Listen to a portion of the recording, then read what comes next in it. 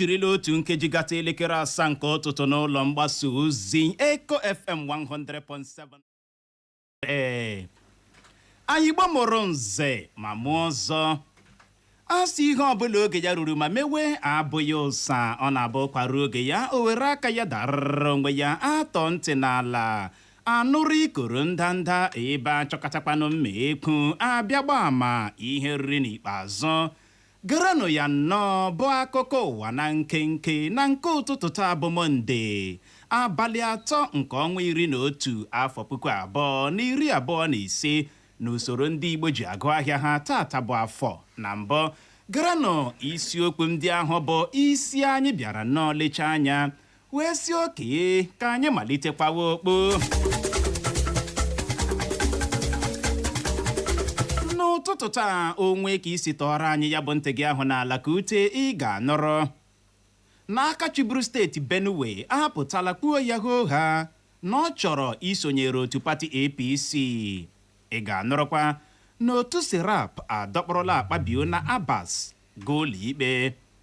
Ị ga-enwekwa ohere nọrọ na onye isi ala mba Amerịka eyiela egwu ịwakpo ala anyị bụ Naịjirịa. Ngwanụ tọrọ anyị ya bụ ntị gị ahụ n'ala ka ute ka ime ike nụrụzie ka ya bụ akụkọ ndị a na ndị ọzọ ga-esi ada n'ọnụ anyị n'ụtụtụ taa. Ndị unu ga-anụ olu ha bụ mụnwa n'onwe m Uchenna Clever Ọnụọha nakwa Nwada Nwokocha Clara.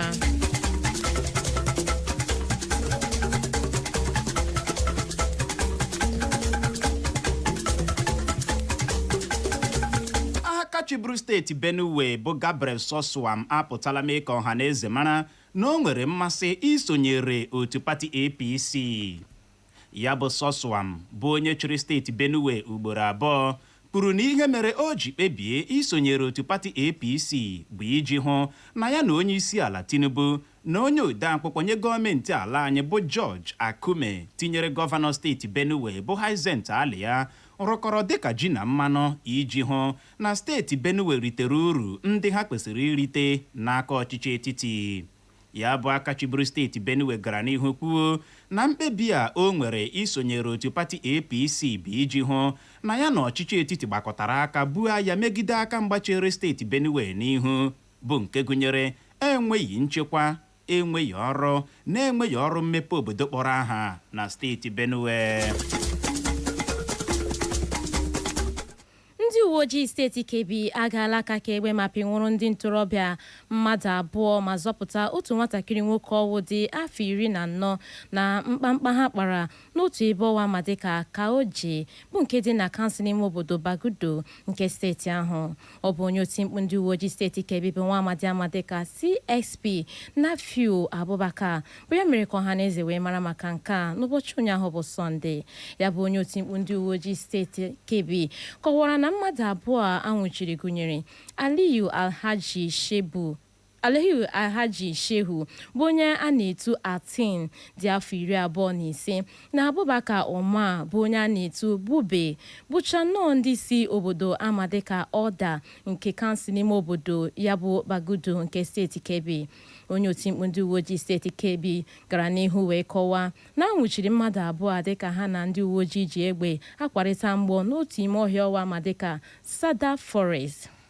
Dịka nke a na-ewu, ndị uwe ojii steeti Kebbi apụtala ma mee ka ọha na eze wee mara na azọpụtala obere nwatakịrị nwoke a dị nnọọ afọ 14 mmadụ abụọ atọrọla ma kpọghachie ya n'aka ezinụlọ ya. Ụlọ ọrụ na-ahụ maka ụgbọ oloko n'ala anyị bụ Nigerian Railway Corporation apụtala kpuo na ọ bụ eziokwu na ụgbọ oloko bụ ndị mmadụ eme njem si Warri aga Itakpe nke steeti Delta gbahiere ụzọ na mgbede ụbọchị Satọde gara aga. Ya bụ ụlọ ọrụ kwuru na ka ọ dị onweghị onye tụfuru ndụ ya maọbụ nweta ihe mmerụ ahụ na ya bụ mgbahie ụzọ ụgbọ oloko ahụ gbahiri. Ya bụ ụlọ ọrụ a na-ahụ maka ụgbọ oloko kwuru nke a site n'akwụkwọ ozi onye isi oche ha bụ Kayode Opoyifa wepụtara ọha na eze n'ụbọchị ụnyaahụ bụ Sọnde. Na ya bụ akwụkwọ ozi ya bụ ụlọ ọrụ na-ahụ maka ụgbọ oloko n'ala anyị bụ Nigerian Railway Corporation kwuru na ihe kpatara ya bụ mgbahie ụzọ okpo oloko nwere ike ịbụ n'ihi mmebi ndị ala adịghị mma mebiri okporo ụgbọ oloko ahụ. na ya bụ akpụkpọ ozi. Onye isi oche ya bụ ụlọ ọrụ na-ahụ maka ụgbọ oloko n'ala anyị bụ Kayode Opeyifa kwuru na ụlọ ọrụ ahụ na ndị ọrụ nchekwa enwere n'ala anyị na ugbu a na-agbakeri ala ịchọpụta ndị mebiri ya bụ okporo ụgbọ oloko iji hụ na a nwụchiri ha, kpaa ha eze ma gbochie mmebi ha ya bụ okporo ụgbọ oloko n'ọdịnihu.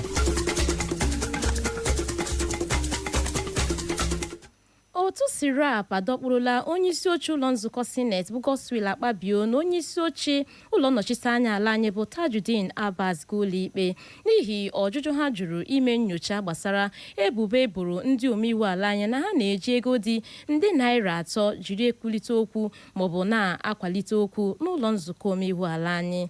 Ya bụ akwụkwọ otu sirap gbara Akpabio na Abbas na-abịa dịka onye omeiwu na ụlọ nnọchiteanya ala anyị si nnọọ steeti Jigawa bụ nwa amadi aha ya bụ Ibrahim Auru nọchara nnọọ n'ihe onyonyo vidiyo mee ka ọhaneze mara na ndị omeiwu ala anyị na-eji ego dị nde naira 3 ewelite okwu maọbụ kwado okwu n'ụlọ nzukọ omeiwu ala anyị. Ka ọ dị, ya bụ otu sirap ekwuola na nke a bụ nnọọ ihe ikwe emo wee nye ndị ụlọ nzukọ omeiwu ala anyị. Ụlọ ọrụ na-ahụ maka mmanụ ụgbọala n'ala anyị bụ NNPCL anọrọla n'ụbọchị Satọde gara aga budata ọnụ ego ha ji ere 1 lita mmanụ ụgbọala nke ha. Akụkọ a nụrụ kwuru na ya bụ ụlọ ọrụ na-ahụ maka mmanụ ụgbọala n'ala anyị bụ NNPCL si na narị naira 9 na naira 55 bụ 955 naira ha ji erebu 1 lita mmanụ ụgbọala nke ha butuo ya ma na-erezi ya n'ọnụ ego narị naira 9 na naira 45 bụ 945 naira. Ihe nke a pụtara bụ na ya bụ ụlọ ọrụ na-ahụ maka mmanụ ụgbọala n'ala anyị bụ NNPCL ji naira 10 bụ 10 naira ji butuo ọnụ ego ha ji ere 1 lita mmanụ ụgbọala nke ha. Ka ọ dị, ụlọ ọrụ NNPCL bụ ebe a na-ere mmanụ ụgbọala na Gbarimpa nakwa na Wuse Zone 4 amalitela ire mmanụ ụgbọala nke ha n'ọnụ ego ọhụrụ a NNPCL kwuru. Ya bụ mbutu a ụlọ ọrụ na-ahụ maka mmanụ ụgbọala n'ala anyị bụ NNPCL ji naira 10 bụ 10 naira ji butuo ọnụ ego ha ji ere mmanụ ụgbọala nke ha na-abịa dịka onye isi ala Tinubu nọcha na nso nso a nabata ka etinye ego dị pasentị 15 bụ 15% n'ọnụ ego eji ebubata mmanụ ụgbọala n'ala anyị, bụkwanụ nke ọtụtụ ndị mmadụ kwuru nwere ike ime ka ọnụ ego eji ere mmanụ ụgbọala n'ala anyị rie elu ọjị.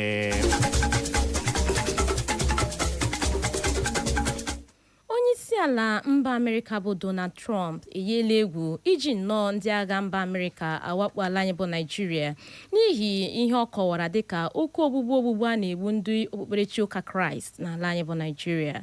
Ya bụ onye isi ala mba Amerịka bụ Donald Trump nọrọ nnọọ n'ụbọchị Fraịde nke izuụka gara aga kwuo ya hoo ha na a na-egbu ndị okpukperechi ụka Kraịst ka echi adịghị n'obodo anyị bụ Naịjirịa, ebe ọ kpọkuru ndị omeiwu mba Amerịka ka ha mee nnọọ nnyocha tọrọ atọ gbasara nke a ma wetara ya ozi. Mana ka ọ dị, onye isi ala Bola Tinubu anọrọla nnọọ dịka ọ na-enye ọsịsa na nke a wee kwuo na ya bụ ihe onye isi ala mba Amerịka kwuru abụchaghị ka o si wee mee, ma kwuo na ala anyị bụ Naịjirịa dị nnọọ uchu ichekwa ugwu na oke ruru ụmụafọ Nigeria. Na nke yiri nke a, ụlọ ọrụ onye isi ala apụtala kwuo na n'oge na-adịghị anya na onye isi ala Tinubu ga-aga mba Amerịka ga zute ogbo ya bụ Donald Trump. Ọ bụ onye ntụziaka pụrụ iche nye onye isi ala Tinubu na mkparịta ụka bụ Daniel Buala bụ ya mere ka ọhaneze mara maka nke a. Buhari kwuru na ọgịga onye isi ala Tinubu ga-aga izute onye isi ala mba Amerịka bụ Donald Trump ga-agbado okpo n'ebubo Trump buru ala anyị bụ Naịjirịa na a na-egbu ndị okpukperechi ụka Kraịst ayara na ya bụ ala anyị bụ Naịjirịa. Ya bụ Buala gakwara n'ihu rụtụ aka ma kpuo na onye isi ala mba Amerịka a na-ekwu okwu ya enweela mgbe ọ kwadoro ala anyị bụ Naịjirịa n'okpuru ọchịchị Tinubu dị ugbu a site n'ịnabata ka mba Amerịka resị ala anyị bụ Naịjirịa ngwa ọgụ ha ga-eji ebu agha megide ndị oyi ọha egwu terọrist. Anyị gbamọrọ nze ma mụọ ọzọ o zochala ma gbachaa. Asị ebe ọkụ nyụrụ sị wụsara ya ọwa maka na ọkazi anaghị eju akpa amachie ya ọnụ. Ọ gwụla na ya bụ akụkọ ụwa na nkenke na nke ụtụtụ taa, mana tupu anyị achịkọba ya gaghachikwa na isiokwu ndị ahụ bụ ahụ ya ebule ma sị hapụ ili dike. ya bụrụ na ị geziri ntị nke ọma n'ụtụtụ a ị ga-anụrụ mgbe anyị wetara gị akụkọ kwuru n'aka chịburu steeti Benue apụtala kwuo ya ha na ọ chọrọ isonyere otu pati APC. Anyị mekwara ka ị nụrụ na otu serap adọkpọrọla akpabio na Abbas gaa ụlọikpe. Anyị mekwara ka o doo gị anya na onye isi ala mba Amerịka eyiela egwu ịwakpo ala anyị bụ Naịjirịa. N'aha Benjamin Joseph bụ onye chịkọbara akụkọ a ka mụ onwe m bụ Uchenna Clever Ọnụọha nakwa Nwada Nwụkọcha Clara bụ ndị si n'olu ndị ngere mee ka ịghọta ya n'asụsụ Igbo ji asị nọrọ ebe ahụ emela ngagharị. O jiri nkeji 30 gata elekere 7 nke ụtụtụ anyị ga-alọghachi n'ike na ebube maka ihe omume anyị bụ nzukọ ome Igbo. Nwada Nwụkọcha Clara, good morning. Uche, good morning. How are you feeling? I'm feeling good. Thank you. Ị ga-adị disappointed na anyị agaghị ga gwuo mmiri. Thank you. Ịgbalịala. Ihe ọwụnụ ka a na-emenụ. Circumstances beyond my control. Uche, Chineke lemere m gị. Second kini. Osule ya. Second kini. Osule ya. Ọ dawala ya n'ọnụ gbagbagbagbagba. Ime ihe kpatara ya. After I cancelled all the whole appointment I had. Oh, Uche. Oh no. Ime mma nọrọ otu a na-were anya akwụ m na phone otu a ka m nọ na-ada nọmba na. Ime ihe mere. Don't be faster than your shadow. Uche, I were aka. I beg your pardon. You will not make effort. Don't be faster than your shadow, please. You see? No, that isn't faster than my shadow now. Something happened. Something beyond my control. No, check am now. Something beyond my impulse happened. Don't worry. Another time you go tell me make I wait. Ka ọ dị Igbo mụrụ nze ma mụ ọzọ nọrọ n'ebe ahụ agagharịkpala agagharị. Anyị ga-alọghachi na nwa mgbe nta ịbịara ya bụ dara ka ọ dị dadarara emekwala ngagharị nwune. Echo FM. Echo FM 100.7, the fresh news people.